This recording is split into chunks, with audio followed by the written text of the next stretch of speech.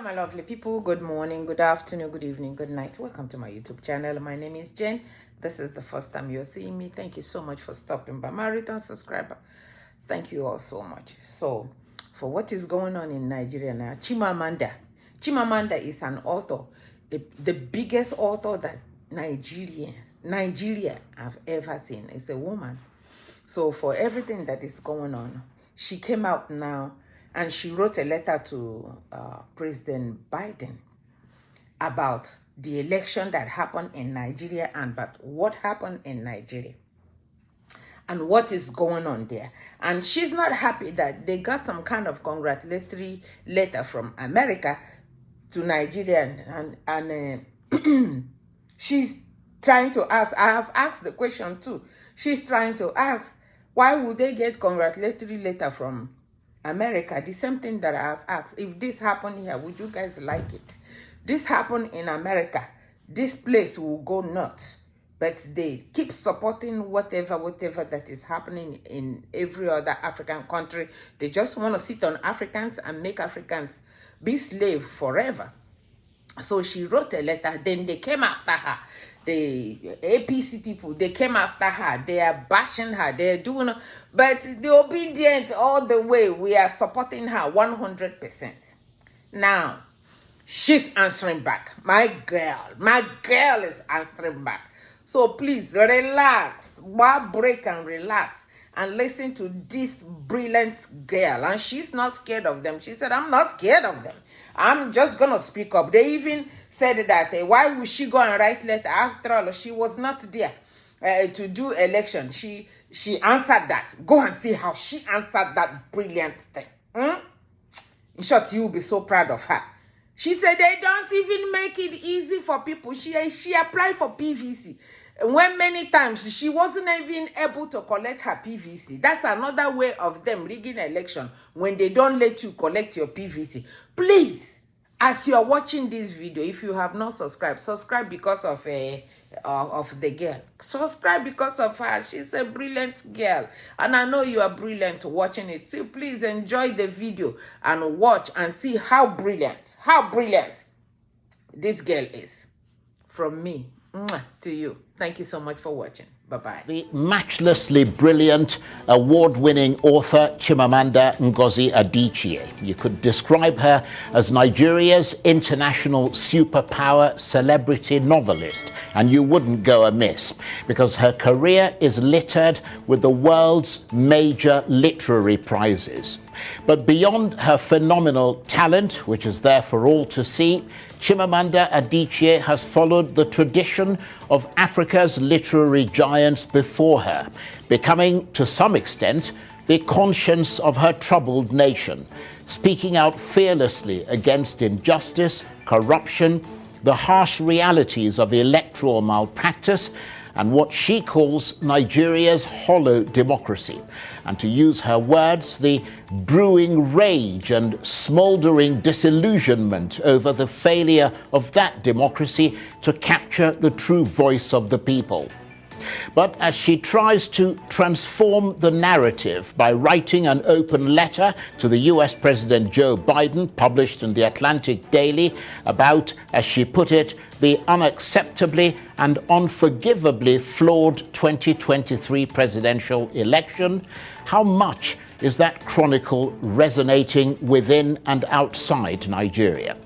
I'll be joined from our studios in Lagos by the critically acclaimed Nigerian author Chimamanda Ngozi Adichie.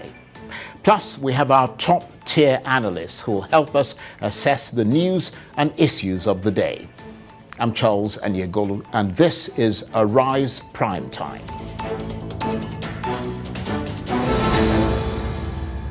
Welcome back to Arise Prime Time. I'm Charles Anyegolu. Now, my top guest today is the rousingly talented, award-winning writer Chimamanda Ngozi Adichie, who has etched her name in history as an international best-selling author, ranking with the best of them across Africa and the world.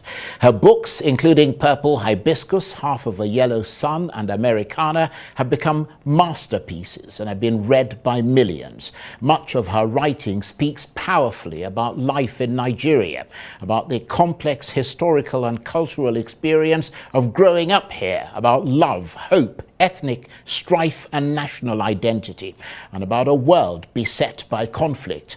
And now, in the wake of Nigeria's disputed 2023 presidential election, she's delivered what some have called a landmark article titled Nigeria's Hollow Democracy. It's an open letter to the US President Joe Biden, published by the Atlantic Daily, and in it she raises questions about Bola Tinubu's election victory and wonders why America is congratulating the winner of what she refers to as Nigeria's disastrous ballot. So, as you might have guessed, in the wake of that powerful scratch, she's been vilified by some and praised by others as a herald of truth. Well, for more about her verdict on Nigeria's presidential election, I'm suitably delighted to say that I'm joined now from our studios in Lagos by the critically acclaimed award-winning author Chimamanda Ngozi Adichie. Chimamanda, thank you very much indeed for joining us, and I apologize for the stress you had to go through getting to the studio. I understand it's pouring buckets in Lagos and there's the snarling up of traffic. So thank you very much for joining us. No, I should apologize. I should have left, knowing Lagos, of course, I should have left on time. So I should apologize. Well, the most important thing is that you're here. So let's get straight into it, because you called the 2023 presidential election a slap to the face of the Nigerian people and insults to the collective intelligence of Nigerians. Tell us why you see it that way. Well, I see that when I wrote that letter, because I think it's important to preserve the truth. Right? I think that when something like this happens in a country, it's really important to tell the story of what happened. One of my favorite poems has this line. It's by Robert Lowell, and it says, "And yet, why not say what happened?" So I wanted to say what happened. And what happened is that this was an election that was really unforgivably flawed. And there's evidence for that. And I felt it was important to say that. But also I wanted to call out the US for what I consider a kind of two-facedness when it comes to Africa. So, the US has a long history of complicity in sort of non-democratic elections on this continent. So recently in Congo, 2 or 3 years ago, they endorsed an election that was an absolute sham. But then the same US will turn around and criticize Congo for not being democratic. And so my point was to say, be what you say you are. Right? You cannot criticize African countries for being undemocratic, while at the same time endorsing something that is quite self-evidently undemocratic. Well, that's a good point. But just delving deeper into your letter, you were quite categorical in saying that the electoral process was imperiled not by technical shortcomings, but by deliberate manipulation. Is there enough evidence in your assessment to support that claim? Yes, and I think maybe the most glaring is that we Nigerians all saw these mutilated election sheets, right? We all saw them. We saw polling unit agents talking about how what they had from the polling unit was not what was then announced formally, officially, or uploaded formally, officially. And I think for me, that's a really striking reason and an example of how this election was not about technical glitches. And can we also realize that Nigeria is full of very bright young people in tech? There's no reason for that excuse of technical glitch. And the other question then is, if it was a technical glitch, why was it possible for most people to upload the results of the other federal elections, but not the presidential? And I think most of all is that there's just been this resounding unfortunate silence from INEC and from the chair of INEC. I think Nigerians deserve the respect of an institution that's supposed to shepherd their democracy. So nobody's come out to explain to Nigerians how that happened. There's a statement about technical glitches. It's unconvincing. And knowing how much hope and trust that Nigerians invested in this election, knowing that Nigeria is a low-trust society, means, I think, that if people really are sincere and there's really nothing to hide, then you make an extra effort to go out and explain to Nigerians what happened. Yes, that certainly makes a lot of sense to a lot of people. But in reacting to your letter and some of the things that you said in it, the APC have suggested that you were not in Nigeria during the election and you did not vote, and therefore should not make categorical statements about an election you did not witness. What's your reaction to that? Well, I don't think it's very useful criticism. I should say, first of all, that I've never been fazed by criticism. I mean, I wrote this, of course, knowing fully well that there would be criticism from certain quarters. And I've seen a few things people have sent to me, and it's kind of been amusing to read the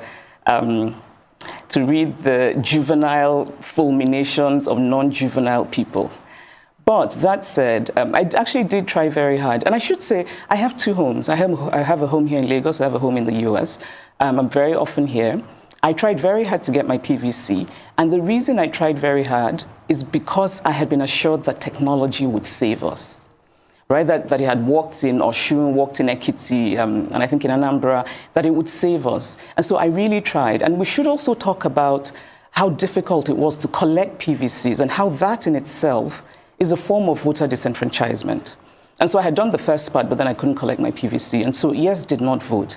But my not voting does not mean that I cannot comment on an election. I'm a Nigerian citizen. Every Nigerian citizen has a right to have an opinion about this election. And so when people say that BVAS worked, but IREV didn't work, which is sort of a way of countering the accusation that the technology was manipulated, really the response is both have to work for the election to be credible. Right? So BVAS was about making sure that we didn't have ghost voters, that people who were actually there voted. But that it defeats the purpose if you then do not upload the results, because those results that you have sort of you've made sure that real people voted, but then those real results, we can't see them in real time. We cannot see them as Professor Yakubu Mahmood said. He said, and I'm going to quote because I've read this so many times, that the public would be able to view the polling unit results as soon as elections are finalized on election day. Right? So I think that's a really important thing to talk about and to address with the Nigerian people. The Electoral Act says that INEC, gave INEC the legal backing to have electronic transmission of results, and did say in a format that INEC would decide. Right? And we know that format because the chair of INEC told us what the format would be when he said that these results would be uploaded at the end of voting from the polling units. And that was not done. And it seems to me strange to sort of deflect from that important issue and talk about how someone, is not in Nigeria and how... those are not the points. The point is what happened? What happened? Well, absolutely. And I suppose that is also the crux, to some extent, of the legal challenges that are ongoing at the moment in court. But in their sort of rather caustic response to that letter that you wrote to Mr. Biden, you mentioned Mahmood Yakubu there. The Tinubu team have suggested that you may face a lawsuit over an allegation contained in your letter that Mr. Tinubu may have compromised the chairman of INEC, Mahmood Yakubu, although you also point out that there is no evidence of the astronomical US dollar amount he is rumored to have received from the president-elect. Are you worried about the possibility of a lawsuit? No, and I'm not worried at all. Again, I think that these are things that try to deflect from what is really important and what is at stake. It would be very useful if people could point out what is untrue in the letter. So I think it's important, we talk about, we all know these stories of people who complained about, how we voted at the polling unit is not what we're seeing reflected in the results. All of those stories, which, yes, they're anecdotes, but I think they give us useful insight into what happened in that election. In a way, it becomes a kind of, all of those anecdotes together become a kind of tidal wave of truth-telling. And I think that the rumors surrounding this election are part of the story of this election. If you leave a gap in information, people will try to fill that gap. It's how human minds work. And again, like I said, our country is such a low-trust society. And we're so desperate to believe in something. And then we believe in this election. It doesn't work out well. And nobody gives us a convincing reason. So, of course, people are going to rumor about, people being compromised. Also, our political landscape is steeped in people being compromised. So I'm not worried about that. I think that any fair-minded person in this country who's honest will acknowledge that these rumors are circulating. I said very clearly there is no evidence for them, but I do think it's important to say in the story of this election that many people are starting to think that what explains what happened is this compromising. Yes, and of course, you supported Peter Obi, the candidate of the Labour Party in that election. He, according to the official results, came third, and we've seen a number of spokesmen from the APC suggesting that you were supporting your sort of tribesmen, to use a rather sort of old term. But in that context, what do you make of the polarization and the ethnic divisions that appear to be deepening as a result of this election? Do you see ethnicity as being politicized? If so, how dangerous is that in your assessment? Well, to address the first part, and you're right, tribesman is such an outdated and strange expression, which I think also says something about whoever is using it, right? I think that kind of accusation is a practice of what psychologists call projecting. So you're doing something, but then you accuse someone else of doing it, even though they're not. I did not support Peter Obi because he's Igbo, as I am. I'm a person who does not take positions lightly. And so while I very much admire Peter Obi, respect him, there are many other Igbo men who I admire and respect, and I would never vote for them for president because I just don't think they would make good presidents. And so my support for Peter Obi is actually rooted in real things. It's rooted in my faith in his ability. And actually, I got to know him, I got to know Peter Obi years ago when he came to pay homage to my parents because he had heard that my father was the first professor of statistics in Nigeria and that my mother had retired as the first female registrar of the University of Nigeria. And so this man just sort of arrived and said he wanted to pay homage. And I was very impressed by that because it showed me how much he values education. And then he becomes governor of Anambra State, and he takes Anambra State to #1 in education. And I remember being very impressed by the story of how he had given his personal phone number to all of the senior prefects in secondary schools in Anambra, which I think also showed me that he's interested in what ordinary people think. Right? You don't just want to hear from the administrators, you want to hear from the students about what's really happening. And his focus on insecurity, he really tackled kidnapping in Anambra. And I also remember that he really sort of clashed with the Anambra elite when he was tackling insecurity and kidnapping. And that showed me that he's quite decisive. He even has a bit of a stubborn streak. He's very focused on things. And so that's really why I support him. So this idea of sort of ethnicity is just really, again, I think it's a way of deflecting. Let's focus on what really matters. It's unfortunate that, and can I just say that I think that it's only one part of the political spectrum that is politicizing ethnicity. and I think it's very unfortunate. I don't think most people in Nigeria really care about ethnicity as much as they care about having a country that works. We want good leadership.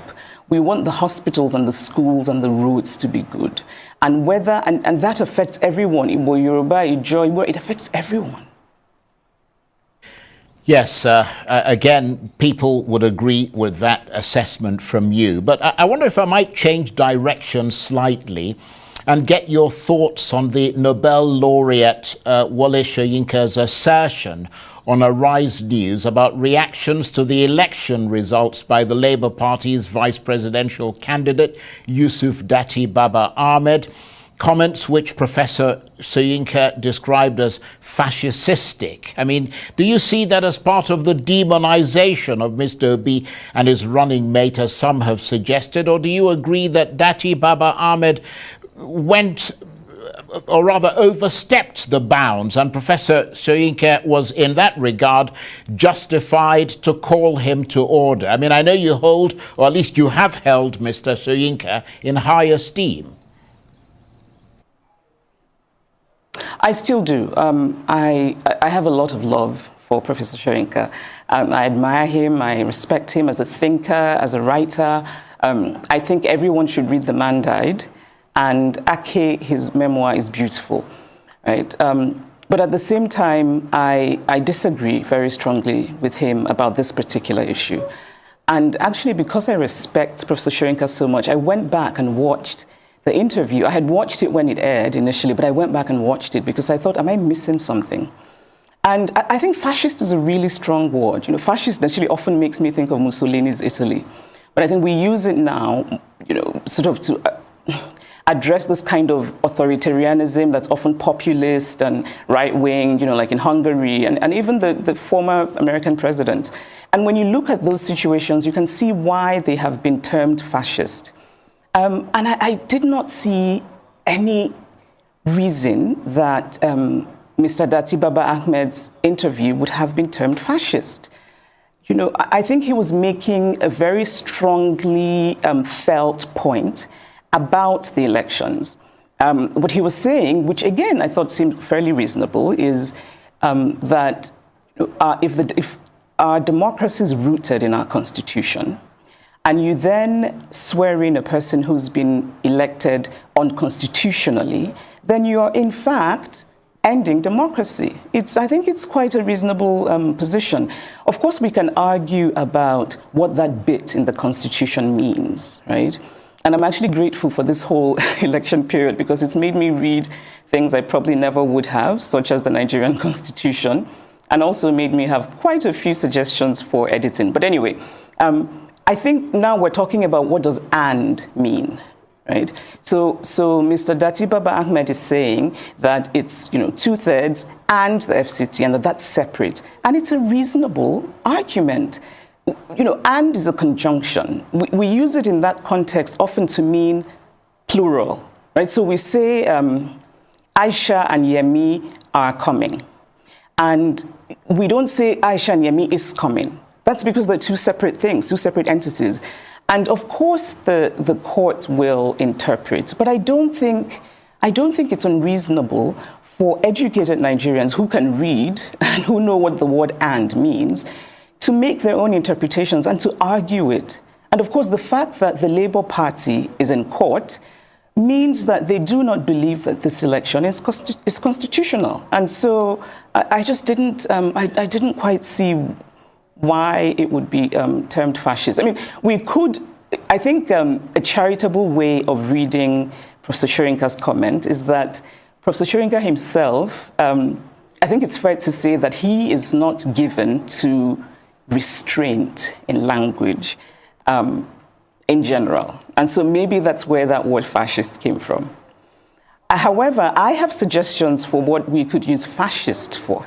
We could use fascist for INEC, because as it is right now, many Nigerians feel deeply cheated by INEC, deeply disenfranchised by INEC. And there's an authoritarianism, which obviously is the basis of fascism, at the center of manipulating an election. because what you're doing is you're gagging people, you're forcibly taking away their voice. That is fascist. Fascist is all of the violence that happened during the elections. Fascist is the way that some people remain silent about that violence. Fascist is, fascist is a government that hasn't come out to address the very tangible and palpable discontent in this country. I think that, and when I say that we can use fascist for INEC, what I mean is the fact that, so many of us, including myself, are convinced that this was not in any way technological glitch. I think that Professor Yakubu had an opportunity for heroism, and I think he wasted it spectacularly. Because he could very easily have become the hero of not just Nigerians, but Africa, because so many Africans are watching. They were so inspired by what happened before this election and the obedient movement. And so, I also think that the president, President Buhari, missed an opportunity for heroism, maybe his last chance at heroism, because Nigerians do not feel that I think Nigerians felt before the elections that he meant well and meant to support credible elections. I don't think many Nigerians think that now. Right. And I wish that he had taken a page from, the former Very president. Very briefly, because we're out of time. He was a really good man, a moral man. Right. Just literally 10 seconds. The opposition parties are challenging the election in court. Do you think they'll get a fair hearing? I hope they will. I think there's reason to doubt that because the Supreme Court has had rulings that just did not make a lot of sense to most people. And so there's reason to worry, but I'm hopeful. I'm generally hopeful. So I'm optimistic that they will do the right thing and that people will get justice. I'm really sorry I had to interrupt you to end the program, but unfortunately we're out of time. I could talk to you forever, but thank you very much indeed for taking the time to come and share these your thoughts about the elections.